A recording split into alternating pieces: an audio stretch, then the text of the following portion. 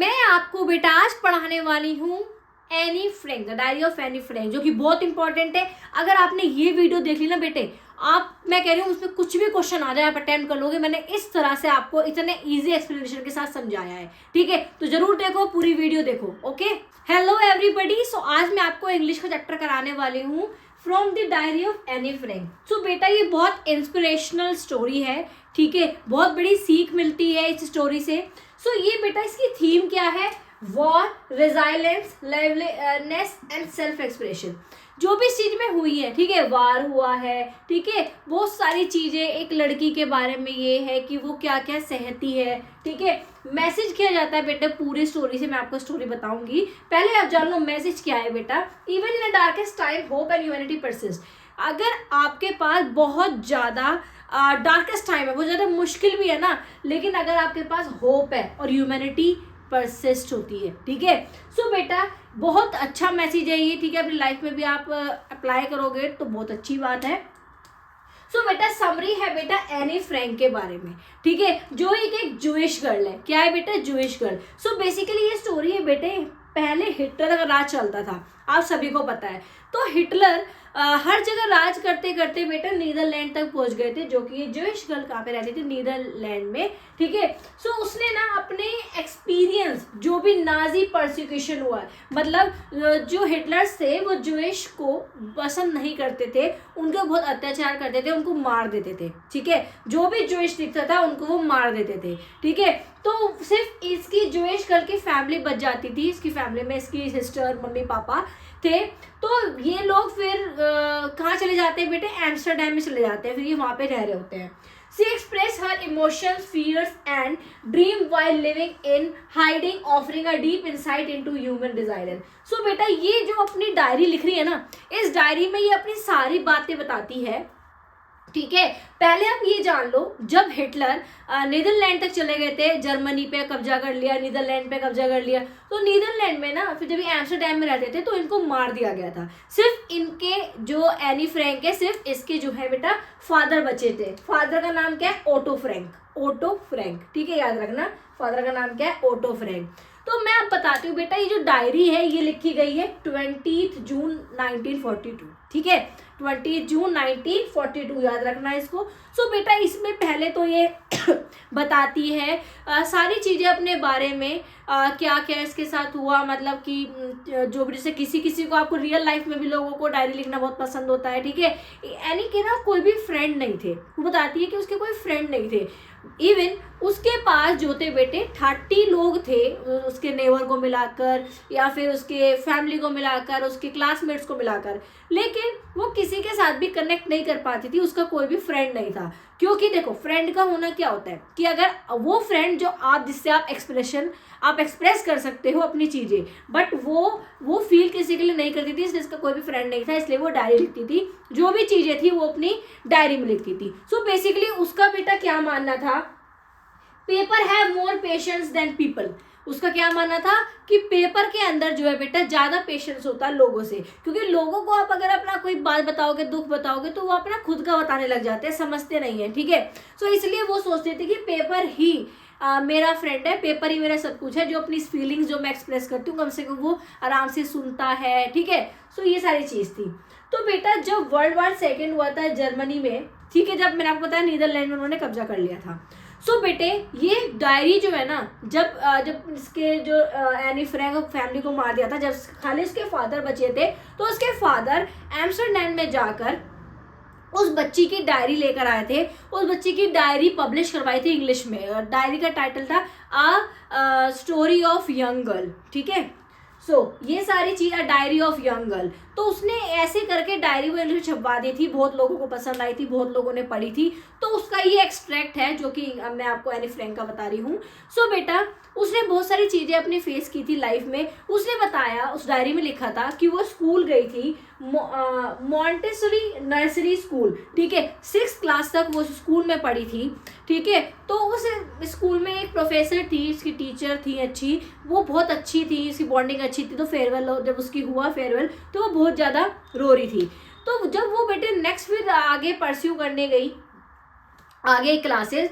तो बेटे वहां पे बताती है कि वहां पे उसके एक मैथ्स के टीचर थे, ठीक है। तो बेटे उसके मैथ्स टीचर थे, उसका नाम था मिस्टर कीजिंग, ठीक है। तो वो बहुत ज्यादा, अब कहती है कि बहुत ज्यादा ओल्ड फैशन या फिर ओल्ड पर्सन जो होते हैं ना, जो पुराने सोच के लोग होते हैं, तो वो कहती है ये मेरे टीचर उस तरह के हैं, तो वो उसको पसंद नहीं करती थी, क्योंकि जो हमारी एनी फ्रैंक थी वो बहुत ज्यादा बोलती थी। बेसिकली जब इसने ये मॉन्टेसरी नर्सरी स्कूल कर लिया था, 6 क्लास तक पढ़ी इसने, इसके बाद बेटे इसकी जो ग्रैंड माँ है उसकी डेथ हो गई थी तबीयत ज़्यादा खराब होने के कारण। वो अपनी ग्रैंड माँ से बहुत ज़्यादा अटैच थी, तो उस वजह से ही परेशान थी। तो फिर डायरी में बताती है अपने स्कूल का इंसिडेंट, जो कि बता रही हूँ मैं आपको, जो ये मिस्टर कीजिंग थे, ठीक है। तो मिस्टर कीजिंग जो थे वो बहुत ज़्यादा ओल्ड सोच वाले जो थे वो थे। तो वो हमेशा एनी को डांटते रहते थे। क्यों डांटते रहते थे? क्योंकि एनी हमेशा बातें करती रहती थी। सो जब वो बात करती रहती थी तो फिर मिस्टर कीजिंग को प्रॉब्लम होती थी। सो बेसिकली जब ये इंसिडेंट बता रही है बेटे, ये रिजल्ट डे था, ठीक है। तो सब लोग बिल्कुल बैठे हुए हैं, गुमसुम के होते हैं ना, किसी को मैथ्स का बहुत डर रहता है कि मैथ्स में अधिकतर सबके नंबर कम आते हैं। सो यही सारी चीजें सिचुएशन चल रही थी। सो बेटा ये बताती है, उसके बाद जब वो इतना बोलती है ना, तो उसने जो मिस्टर कीजिंग थे उन्होंने एनी फ्रैंक को एक होमवर्क दिया। उन्होंने ऐसे दिया कि आप चैटर बॉक्स पे ऐसे लिख के लाओ। तो उसने ऐसे लिखा, अपना 3 पेज का ऐसे लिख कर लेके गई। अपना जो भी उसने चीज़ें की बात करना अच्छा होता है, तुम किसी को नहीं रोक सकते हो बात करने से, ये स्टूडेंट का ट्रेट है कि आप हाँ बात करते हो, अपनी फीलिंग एक्सप्रेस करते हो, ठीक है। उसके बाद उन्होंने फिर ये सोचा कि मिस्टर कीजिंग ने, नहीं ये बात ही नहीं, ये इसका नेचर ही ऐसा है, इसलिए ये इतना सब बोलती है। तो उन्होंने फिर उसको दूसरा ऐसे दिया, that is incorrigible chatterbox, ठीक है। इनकरेजेबल चैटर बॉक्स देख के सब बच्चे उसको मतलब सुन के बहुत ज़्यादा हंसने लगते हैं, रिएक्ट करने लगते हैं। तो वो फिर से वैसे लिख के आती, जितनी भी चीज़ें उसकी बची थी उसने फिर से उसने लिख दिया। आप अब सोच लो, आप कुछ भी पॉइंट मेंशन कर सकते हो चैटर बॉक्स में, क्या क्या आप लिख सकते हो, बहुत सारी, जिसका बहुत ज़्यादा बोलता है इंसान, क्या बोलेगा, अपने आसपास की चीज़ें बताएगा, शेयर करेगा, फीलिंग शेयर करेगा। सो बेसिकली वो सारी ये सब बोलती रहती थी। सो बेटा फिर मिस्टर कीजिंग ने फिर वो ऐसे पढ़ा, उनका फिर भी मन नहीं भरा, उन्होंने फिर दोबारा से थर्ड ऐसे उसको दिया, बेटा क्वैक क्वैक क्वैक से मिसेस चैटर बॉक्स।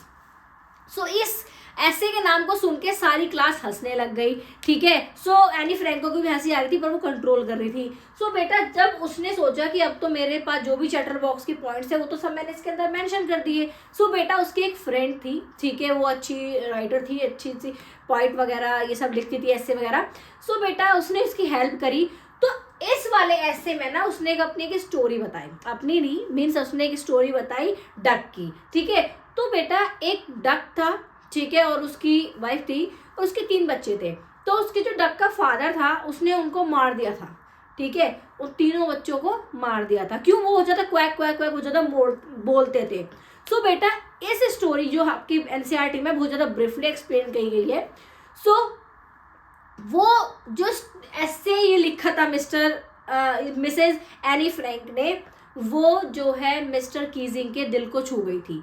उसको बहुत ज़्यादा ये चीज़ रियलाइज हुई थी कि हम किसी को बात करने से नहीं रोक सकते, ये स्टूडेंट का ट्रेट है, ये एनी फ्रैंक सही कहती है, मैं ही गलत हूँ। तो वो उस पॉइंट ऑफ टाइम पे रियलाइज करता है कि ये सही बात नहीं है, तुम किसी को बोलने से रोक रहे हो सकता है वो अपनी कुछ फीलिंग शेयर कर रहा है, किसी और से नहीं कर पा रहा हो, कुछ तो बोल रहा है, ठीक है, तो नहीं रोकना चाहिए। तो बेटे इस ऐसे ने, एनी फ्रैंक के इस ऐसे ने जो हमारे मिस्टर कीजिंग है उनको बदल दिया था, उनका व्यवहार बदल दिया था। तो वो हर क्लास में मजाक करने लग गए थे, ठीक है, अच्छे से व्यवहार करने लग गए थे, बात करने से रोकते नहीं थे, ठीक है। अधिकतर होता है ना, आप भी अपनी लाइफ में देखते हो, मैथ्स टीचर बहुत स्ट्रिक्ट होते हैं, बोलने नहीं देते, नहीं बिल्कुल नहीं बोलना, पढ़ना है तो पढ़ना है, ठीक है। तो ये सारी चीजें थी, तो वो यही सारी चीजें अपनी एक्सप्रेस कर रही है अपने डायरी के थ्रू, ठीक है। सो बेटा इस ऐसे ने मिस्टर कीजिंग को बदल दिया था। फिर इस ऐसे को हर क्लास में मिस्टर कीजिंग बताते हैं, सब शेयर करते हैं कि हाँ देखो ये क्या इतना बड़ा मैसेज दे रहा है, ये ऐसे कितनी बड़ी चीज है। तो ये सब उनकी लाइफ पे बहुत ज्यादा इफेक्ट पड़ा था इस चीज का। सो एनी फ्रैंक भी खुश हुई कि हाँ चलो मेरी बात मैंने रखी तो अच्छा हुआ। सो बेटा ये सारा इसका ये चीज थी, ठीक है। तो आपको जो ध्यान रखना है, समरी के कुछ पॉइंट्स मैंने आपके लिए एक्सप्लेन कर दिए हैं, ये आपको ध्यान रखना है, ठीक है। सो बेटे offering a deep insight into human resilience, ठीक है, जो भी उसके साथ चीजें हुई है वो उसने अपनी डायरी में एक्सप्रेस कर दी। सो फाइनली बेटा लास्ट में इसमें ये होता है एनी जो सक्सेसफुल हुई जो भी उसने किया, ठीक है। क्वेश्चन आते हैं, ठीक है, तो आ सकता है बेटा जो ऐसे था किस टॉपिक पे दिया है, कौन कौन से ऐसे 3 ऐसे मैंने आपको बताया, चैटर बॉक्स, इनकरेजेबल चैटर बॉक्स और quack quack quack same message chatter box, ठीक है। तो ये 3 ऐसे थे जो कि मिस्टर कीजिंग ने दिए थे टॉपिक ऐसे के एनी फ्रैंक को। सो बेटा एनी फ्रैंक जो थी बेटा इसके बारे में आप लिख सकते हो कि ये भी आ सकता है कि उसने डायरी लिखना क्यों शुरू किया था। पहला रीजन कि वो फीलिंग अपनी किसी से शेयर नहीं कर पाती थी, उसका कोई ऐसा फ्रेंड नहीं था, ठीक है। वो चीज़ अलग है कि वो बात करती थी, ठीक है, वो चीज़ अलग है, लेकिन उसका कोई फ्रेंड नहीं था, बात तो भाई हर कोई करेगा ही ना। सो दूसरा रीजन ये भी है बेटा कि वो पेपर को मानती थी कि मोर पेशेंस है देन पीपल, ठीक है, पेपर है मोर पेशेंट देन पीपल, क्योंकि पेपर आराम से बात सुनता है, लेकिन अगर आप लोगों को अपनी कोई बात बताओगे तो वो समझते नहीं है, अपनी दुख बताने लगेंगे, आपका दुख नहीं समझेंगे। सो ये सारी चीजें तो इसने, और हाँ ये भी ध्यान रखना तो उनके फादर थे, कौन थे बेटे, ऑटो फ्रैंक, और ये डायरी जो थी पब्लिश हुई थी 20 जून 1942। तो ये सारी चीजें बेटा आपको याद रखनी है, आप एग्जाम में ये लिख के आ जाओगे तो आपके 100% मार्क्स आएंगे। सो बेटा from the diary of Annie Frank मैं आपको कुछ क्वेश्चन बताने वाले हूँ जो कि PYQ में पूछे गए हैं और अब भी आपसे पूछे जाएंगे, ठीक है। So first question is why does Annie think that paper has more patience than people, ठीक है। एनी फ्रैंक क्यों ऐसा सोचती थी, क्योंकि पेपर बहुत ज्यादा पेशेंस होता है as compare to people. So that answer is people are reactory, judgemental and critical in approach. देखो पहले आपको बता देती हूँ मैं, अगर आप अपनी डायरी में लिखते हो तो वो पेपर आपकी बात शांति से सुनता है, आप जो चाहते हो वो लिख सकते हो, बट अगर आप अपनी पीपल से अपनी फीलिंग शेयर करोगे तो वो समझेंगे नहीं, ठीक है, क्योंकि सबका अपना अपना नजरिया होता है देखने का और सबका अपना अपना नजरिया होता है बात सुनने का और लेने का, how they are taking, that is their choice, ठीक है।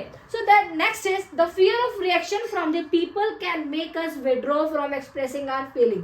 सो बेटा जो लोगों का रिएक्शन होता है ना वो दूसरा इंसान अगर कुछ शेयर करना चाहता है तो वो शेयर नहीं कर पाता है, क्योंकि उनके रिएक्शन से वो पहले डर जाता है, ठीक है, क्योंकि हमें नहीं पता होता है सामने वाला कैसे जज करने वाला है, आपको अच्छा जज करेगा या फिर बुरा जज करेगा, ठीक है। सो पेपर आपका हमेशा अवेलेबल होता है, आज के टाइम में लोगों को तो टाइम में नहीं होता आपकी कुछ बात सुनने का।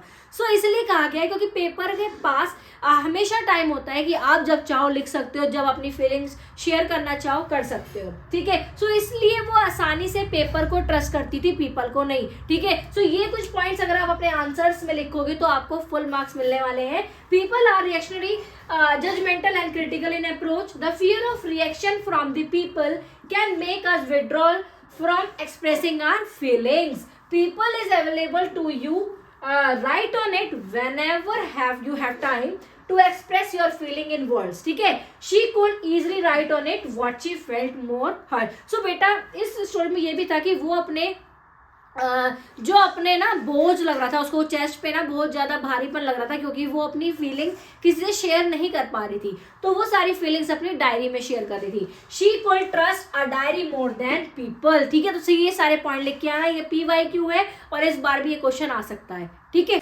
Why did the entire class quack in its boot. So ये पूछ रहा है कि उस दिन क्लास में बिल्कुल शांति सब क्यों था, क्योंकि बेटा उस दिन जो था रिजल्ट डे था, ठीक है। सो आपको देखो मैंने क्या समझाया आपको कि आप अगर कुछ भी कर रहे हो अपनी रियल लाइफ से रिलेट करो, आपका रिजल्ट आते तो आप कितने शांत रहते हो, ठीक है।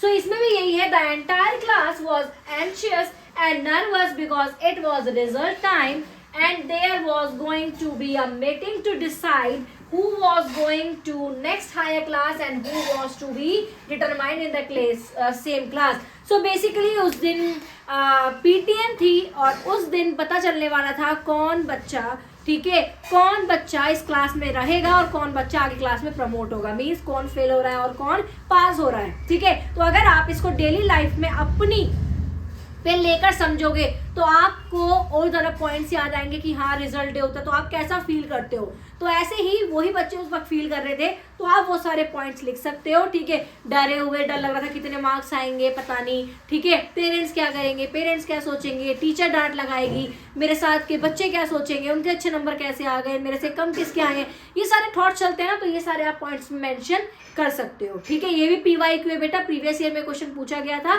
तो ये इस साल भी पूछा जा सकता है। क्वेश्चन ट्विस्ट करके आ सकता है, बट कंसेप्ट अगर आपने समझ लिया बेटा, आप कोई भी क्वेश्चन अटेम्प्ट कर दोगे, ठीक है। So next question is how did Sanne help Annie Frank in writing the third essay. देखो थर्ड एसे क्या था, क्वैक क्वैक क्वैक, अब बताओ आप खुद, मैंने आपको बताया हुआ है, ठीक है। सो ये बेटा जो ऐसे थर्ड ऐसे था, उसने जो फ्रेंड थी उसकी एनी की, सैने, उसने हेल्प किया था। अब देखो आप कहोगे मैडम आप एक साइड कह रहे हो एनी की कोई फ्रेंड नहीं है और एक साइड आप कह रहे हो एनी की फ्रेंड है। देखो बेसिकली एक होता है फ्रेंड, एक होता है बेस्ट फ्रेंड। बेस्ट फ्रेंड वो होता है जिससे आप हर एक चीज शेयर कर सकते हो, और एक होता है फ्रेंड। सो एनी उसकी फ्रेंड थी जिससे वो नॉर्मल टच में रहना, क्लासमेट से बोलना, ठीक है, एक तरह के फ्रेंड सर्कल में जो फ्रेंड्स होते हैं वो। सो सैने वॉज गुड एट पोइट्री। जो सैने थी ना बेटा बहुत अच्छी पोइट्री में थी, तो उसने उसको एक आइडिया दिया था कि तुम ना स्वैन का एग्जाम्पल दो, ठीक है। स्वैन और उसकी क्या थी, डकलिंग्स, ठीक है। तो उसमें क्या हुआ था, वो डकलिंग बहुत ज्यादा क्वैक क्वैक क्वैक क्वैक करती थी, तो उनको उसको खा गया था स्वैन, ठीक है। सो मार दिया था उनको, क्यों, क्योंकि वो ज्यादा क्वैक क्वैक क्वैक कर रही थी। सो बेटे आप इस तरह से इसमें लिख के आओगे, Sanne was good at poetry, she was friend of Annie and wanted to help her third essay in words. The essay contain a story of swan and its duckling who were eaten up by swan, ठीक है। Because the talk too much, perhaps the main aim was to turn the joke on the Mr. Keesing himself and make him realize how natural important it was for the children to talk. Children को आप हर तरह से नहीं रोक सकते हो कि नहीं बोलो, उनका बोलना बहुत जरूरी है, उनकी फीलिंग एक्सप्रेस वो करना बहुत ज़्यादा जरूरी है, वरना अंदर ही अंदर इंसान मर जाता है। क्यों, क्योंकि वो अपनी फीलिंग्स दबाता है, तो उनका बोलना बहुत ज़्यादा जरूरी है। तो उसने एग्जाम्पल इसका इतना बेस्ट एग्जाम्पल दिया कि जो मिस्टर कीजिंग थे बहुत ज़्यादा इम्प्रेस्ड हो गए थे, और वो इस चीज़ से उनमें सुधार भी आया था, बदल गए थे वो, ठीक है। वो खुद भी मजाक करने लग गए थे। तो स्टूडेंट्स को कंफर्टेबल बनाना भी, कंफर्टेबल जोन में रखना भी बहुत ज़्यादा इंपॉर्टेंट है। ये नहीं है कि आप स्ट्रिक्टली आ रहे हो, पढ़ा रहे हो, जा रहे हो, नहीं बेटा, एंजॉय होके पढ़ो, ठीक है। इट्स योर राइट बेटा, ठीक है। अगर आप सही हो तो किसी की सुनने की जरूरत नहीं है, ठीक है। आपके सिर्फ पेरेंट्स आपको सही सलाह देते हैं, उनकी बात सुनो, बस इसलिए बोला गया कि हाँ बात करो, अपनी फीलिंग्स एक्सप्रेस करो खुल के, एंजॉय योर लाइफ, ठीक है। तो इस तरह से आप इसमें पॉइंट्स लिख के आना, ठीक है बेटा। Next question is how did Annie finally stop Mr Keesing from pushing her, ठीक, कैसे उसने रोका था, एक्सप्लेन कीजिए। सो बेटा एनी ने जो थर्ड एसे लिखा था ना, जो उन्होंने थर्ड एसे दिया था, उस टॉपिक पे उसने लिखा था, अपनी स्वैन की कहानी बताई थी। स्वैन और उसकी 3 डॉटर, स्वैन जो है वो फादर हैं, ठीक है। उन्होंने अपने 3 बच्चों को मार दिया था। क्यों मारा था, क्योंकि वो बहुत ज्यादा बोलते थे। सिर्फ बोलने के चक्कर में उसने, क्योंकि बहुत ज्यादा क्वैक क्वैक क्वैक क्वैक करते थे, तो इस चक्कर में उसके फादर ने उनको मार दिया था। सो बेटा इस जो उन्होंने ऐसे लिखा है एनी ने, मिस्टर कीजिंग पे बहुत गहरा असर पड़ा था, जिसकी वजह से उन्होंने उसको पनिश नहीं किया था उसके बाद, और वो खुद के अंदर भी बदलाव आया था, खुद भी उनके अंदर बहुत ज़्यादा चेंजेस आए थे। So basically because of this third essay, ठीक है। Annie wrote a story in the form of third essay, ठीक है। थर्ड essay की फॉर्म में उसने एक स्टोरी लिखी थी, and it was in words. Basically जो वो ऐसे लिखना चाह रही थी, उसका एम ये था कि मिस्टर कीजिंग पे जॉक करके, ठीक है, उनको मजाक बनाकर इस तरह से लिखना चाह रही थी, पर उस पर बहुत ज़्यादा गहरा असर पड़ा था मिस्टर कीजिंग पे। It was a story of the father Swan who killed its 3 babies, Swan, because they quacked much. The difference was obvious, and Mr. Keesing understood that this time Father Swan was he himself, ठीक है। वो it made him realize what the children thought and what they wanted. तो उनको realise हुआ कि children क्या सोचते हैं और वो हकीकत में क्या चाहते हैं, ठीक है।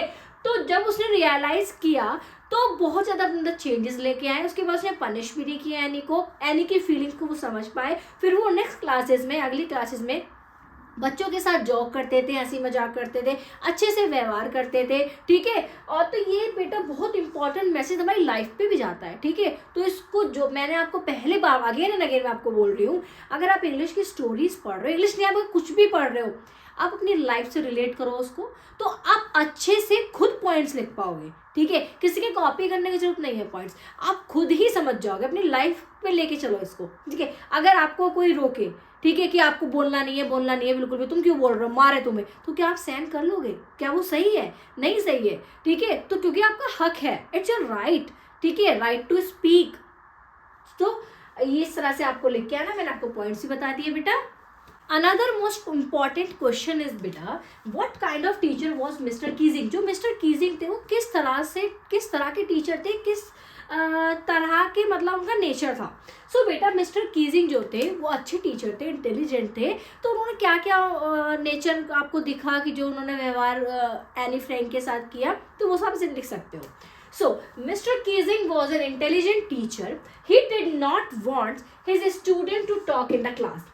जो मिस्टर कीजिंग थे वो बहुत ज़्यादा इंटेलिजेंट थे, बट वो नहीं चाहते थे कि उनकी क्लास में कोई भी बच्चा बोले, शोर मचाए, क्योंकि उनकी टीचिंग डिस्टर्ब होती है। That will disturb his teaching. Okay. He gave punishment to Annie, not the real punishment. It was an essay. उन्होंने एनी फ्रैंक जो थी वो बहुत ज़्यादा बातें करती थी, तो उन्होंने एनी को पनिशमेंट दी थी। क्या पनिशमेंट दी थी? वो रियल पनिशमेंट नहीं, बट एक ऐसी पनिशमेंट जिसमें उसको ऐसे लिखना था। Mister Keesing was a kind-hearted fellow. He had a jocular nature. He had self-respect also. When any essay on him, he allowed her to talk in the class. Any का ऐसे, बल्कि उनका मजाक उड़ाना, उनके जॉक के वे में उन्होंने कीजिंग के ऊपर लिखा था एनी ने, बट उन्होंने फिर भी उसके बाद भी उसको अलाउड कर दिया था क्लास में बात करने के लिए। एज यू ऑलरेडी नो कि क्यों अलाउड किया था, क्योंकि उनकी जो वो ऐसे उसने थर्ड ऐसे लिखा था क्वैक क्वैक के ऊपर, वो बहुत ज़्यादा इंस्पायरिंग था, उनके दिल को छू गया था, बहुत ज़्यादा इंपॉर्टेंट था, ठीक है। उन्होंने एक इंस्पिरेशन की तरह लिया और सबको उन्होंने बाकी अदर क्लासेस में भी उनको उन्होंने सुना कर सबको बताया भी, ठीक है।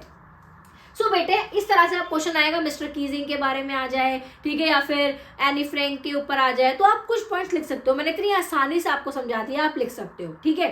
सो बेसिकली बेटा क्वेश्चन आपका ये भी आ सकता है कि जो वो डायरी थी एनी फ्रैंक की वो कहाँ, मतलब क्या कब लिखी गई थी, ठीक है, कहाँ आपको पता है कहाँ रखी गई थी? एम्स्टरडैम में वो लिखती थी अपनी डायरी, और ये कहाँ पर किस डेट को लिखी गई थी? ये लिखी गई थी बेटा 20 जून 1942, याद रखना। दूसरा क्वेश्चन आपके पास ये भी आ सकता है कि जो 3 ऐसे थे वो कौन कौन से थे जो कि उन्होंने मिस्टर कीजिंग ने दिए थे।